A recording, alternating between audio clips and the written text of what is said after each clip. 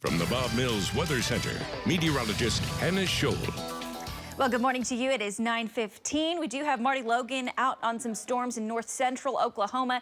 He's making his way over there just a little bit behind the line right now, but we'll be checking in with him once he gets a little bit closer. Through the rest of the metro, things look good. We have partly cloudy to mostly sunny skies, and it is already shaping up to be a hot one. Not quite as hot as we were yesterday, but let's take a look now at radar because this is the biggest thing happening in the state. This line of storms, incredibly electric. They were severe when they passed from Kansas into Oklahoma. Now they've weakened just a touch, so 50 to 40 mile per hour winds are still in this, as well as small hail from Medford up through Renford, down through Jefferson, Nash, Jet, and Cherokee, all seeing that heavy rain. A line just moved through Alva as well. I think one of the biggest threats with this is going to be the lightning because there are tons of lightning strikes here in this line of storms. This area right here was starting to kind of pick up in intensity just a bit from Byron down through Cherokee. We're seeing increased lightning in this area, as well as the possibility for quarter-sized hail. And all of this is moving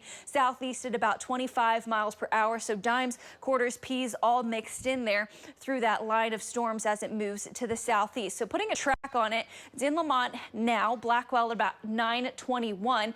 As we head through the next half hour to an hour, we're going to be getting to Billings by 10 a.m. and then Ponca City by about 10 as well. Helena 10:07 and then through Hillsdale at about 10:12. So that's something we're keeping an eye on. Another issue with this is that the rain rates are high. These are 3-hour rain totals, over an inch in some spots in just 3 hours. So that can definitely cause ponding and possibly some light flooding as well. And there's Marty Logan. He is close to the low line, so we'll check in with him in just a little bit. So as we head through the next few hours, that line will continue to dive southward. It may hold together. Most models have it kind of falling apart, but there's still a chance that we see that line with Oklahoma City here as we head into the evening hours. But this is what we're keeping an eye on for later today, is more storms to develop in the Panhandle and in western Oklahoma, and that is brings the possibility of severe weather as well as we head into the overnight hours of Wednesday into very early on Thursday morning. So still, data is pretty spotty on that. There's not a lot of agreement at this time, but I think your best chances are going to be in northwest Oklahoma and in southwest Oklahoma as well. There's a current view of what's happening throughout the country. We're seeing that line of storms move into north central Oklahoma, and then we also have some heat advisories out in southwest Oklahoma and in northeast Oklahoma. So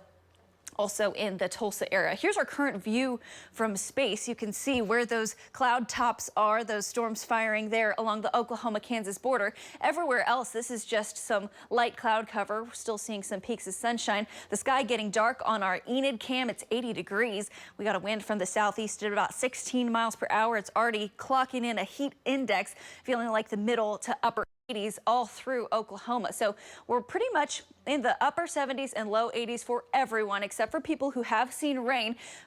Rain-cooled air right there. That looks nice. Got temperatures in the 60s up in north central Oklahoma, and that will continue to drop temperatures as it moves on its way to the south and east. Dew points are still very high. This is one of the things that's going to fuel the instability in western Oklahoma for the storms later today. We're keeping an eye on that. And then here's your live wind gusts from the southeast at about 10 to 15 miles per hour. A couple gusts up to 25. 91 degrees this afternoon. We're expecting those storms to move through up to baseball-sized hail and up to 80-mile-per-hour winds with some heavy rain. And then as we head into the weekend, the heat starts to ramp up again. So these storms give us a little bit of a break from the heat. We're up in the upper 80s, but then we really ramp it up by the time we hit Saturday into Sunday. We got much more for you right after this. Stay with us.